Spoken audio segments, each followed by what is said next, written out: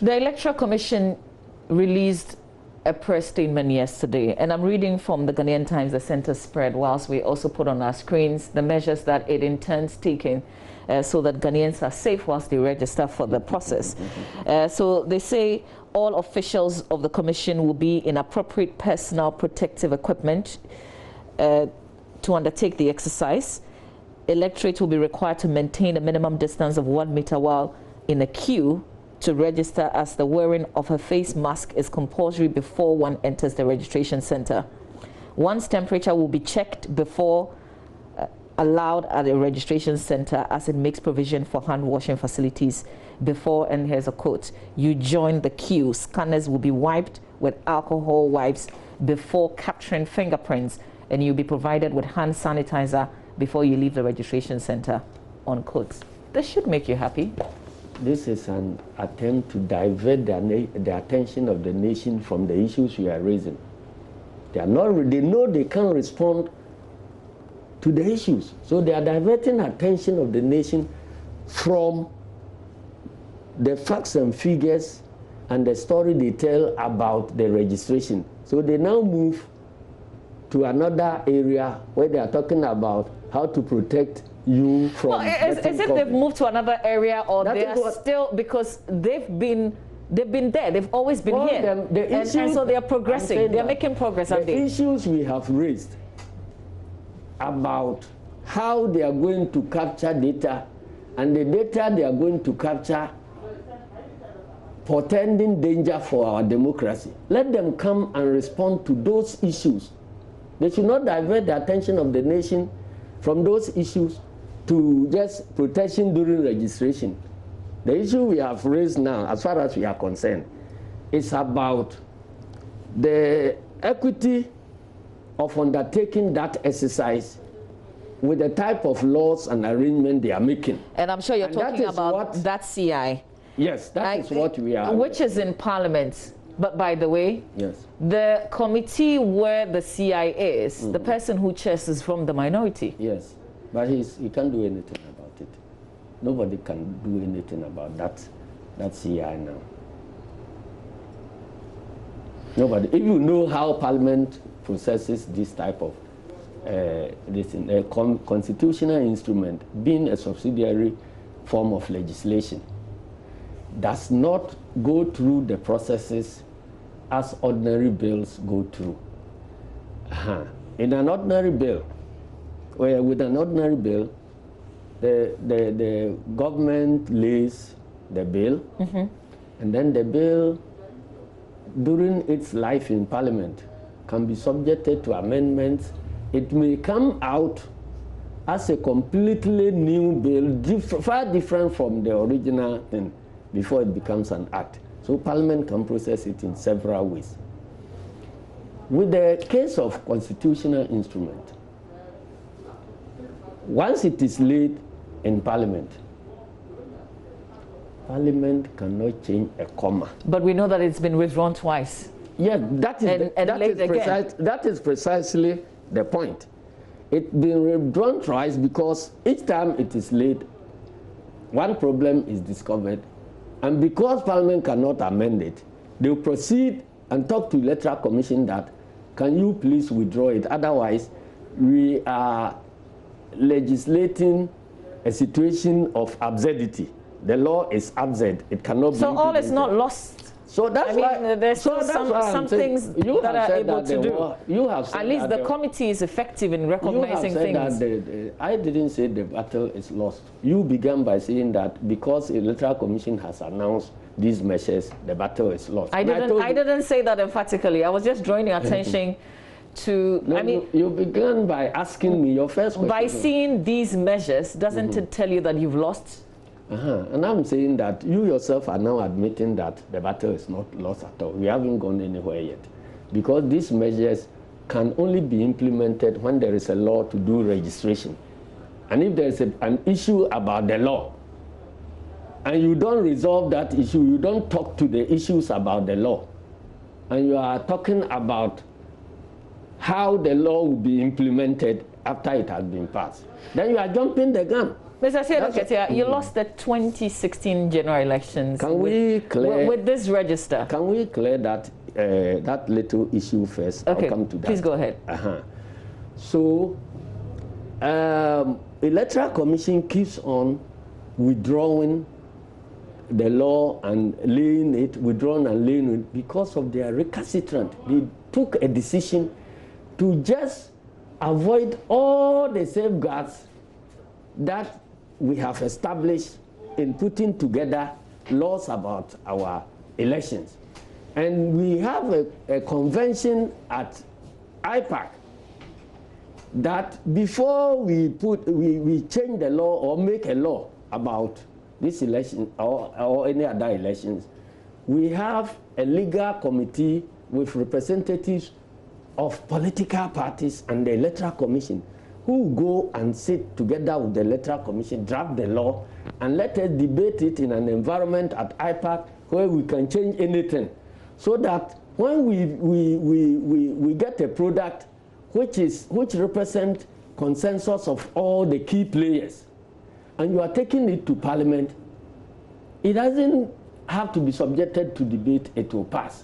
But they say no, we are not listening to anybody. We have power to do the things we have to do. So that is how they will send the law there.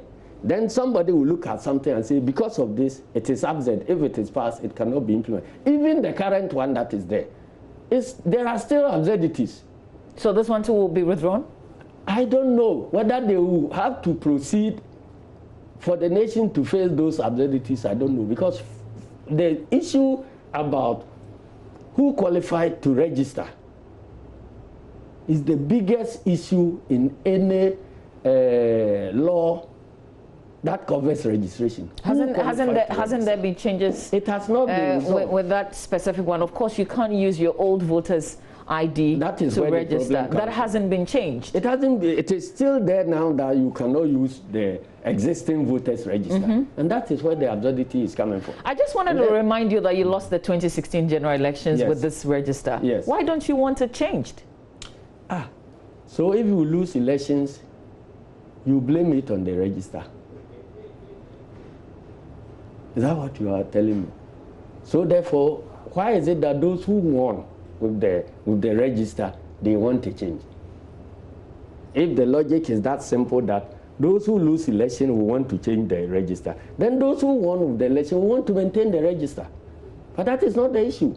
And if that is what type of argument we want to proceed on, then NDC won elections with the register. NDC lost elections with the register. MPP won elections with the register. MPP lost elections with the register. So where is the need for this change? That is but that is not the issue. It has an issue to do with constitutionalism and the work Electoral Commission has been established to do. And we believe that they are acting against the constitutional right of Ghanaians. And they don't have any power to trample on the constitutional rights of Ghanaians. If there is more time, I'll explain that. Unfortunately, we don't have more time. Let me use my next 2 minutes. You're on record to have said that you'll be interested in the running mate position. And this was a story covered by the Daily Graphic, by the way. What makes you, do you still hold that position? Yes, why not? What makes you a good running mate or a better one? I'm not saying that I'm going to make myself a running mate. I was asked whether if I'm given the opportunity, I'll accept it. And I said, yes, I'll accept it. If I begin to go around campaigning that I want to be running mate, can you vote for me or can you help me to become running mate? Then you are right in asking me, why do I think I should be a better running mate? Oh, but if you're interested, you can be lobbying. No, please. I'm saying that the position of a running mate is not a position to be enjoyed. It is a position of responsibility. And the nation and the political party you serve, you are tools in the workshop of the political party. So if they decide that we think that you should do this work, I won't shake that responsibility. I'll accept it. But I am not going around campaigning. So that's the end of my story. And so people will ask you, oh, what are you bringing on board? What are you? I say, the person who appoints is our flag bearer, His Excellency JDM. So he takes a decision. And he knows what you bring. And so if he decides that he's settling on me, he must have been convinced about what I will bring. So if you have questions to ask, he's the right person to answer those questions. Because if I am adverting and you ask me, why do you, when I was appointed a minister and I was adverting, if I had been asked, why do you think that President Rawlings appointed you as a minister? I'll say, go and ask President Rawlings, because I cannot answer. And I hear that my friend Dambuchi, he was asked when he was sacked as a minister, that why do you think the President Kufuor decided to sack you? He said, go and ask President Kufuor. Why are you asking me? You understand? And I respect, I respect the logical thinking of that my friend on the other side, Dambuchi.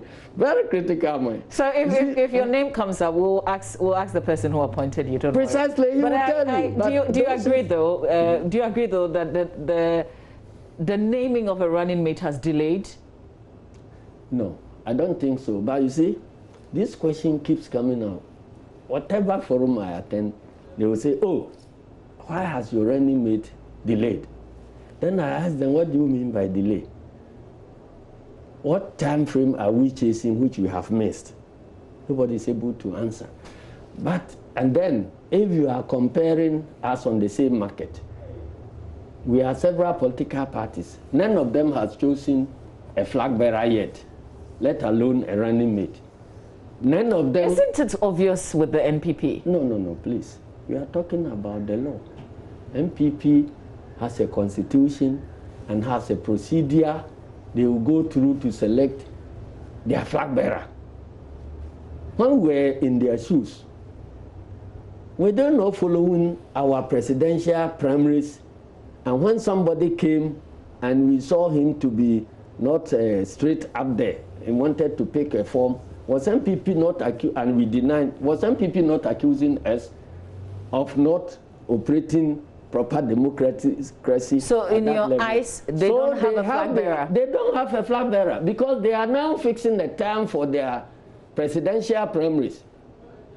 And they are now fixing the time for their parliamentary primaries. So they don't have a flag bearer. So they don't have a flag bearer, they don't have a running mate. They don't have a running mate. So it amazes us that you are not asking them. So I was raising this issue, but come to think of it.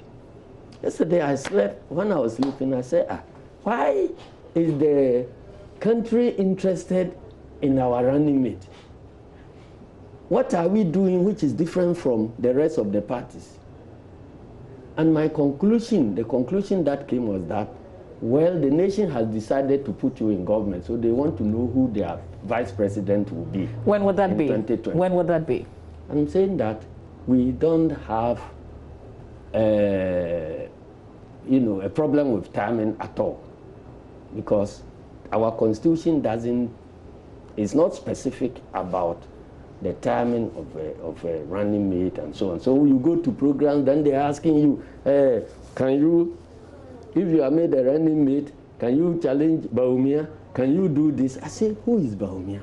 Bawumia is not a running mate. Bawumia is not anything. And he's the vice president. And then others are saying, yes, he's the vice president. But if another person is being named a running mate of NDC, it is not clear whether Bawumia will be the next person for Akufo-Addo on the other side. General Mosquito. So that is the point. And I'm saying that. So some people have been misled into some false belief that vice president's job has to do with economics. So somebody must be, because Bawumia is an economist. Do you know the number of presidents and vice presidents we have had in this country after independence? Tell me the number who were economists. General Mosquito, I thank you for your time. I thank you for your time on the show. It's interesting, the last thing you thought about before sleeping was the fact that we keep asking you when you bring out your running mate. Very interesting. Because you know we are virtually one, so you want to know who your vice president is. It's always a pleasure talking to you. That's the General Secretary of the NDC, Johnson Asiedu Nketia, General Mosquito. Well, coming up next, UTAC petitions Parliament's Education Committee to amend current structure of the Public Universities Bill. We'll have that conversation coming up. Stay with us.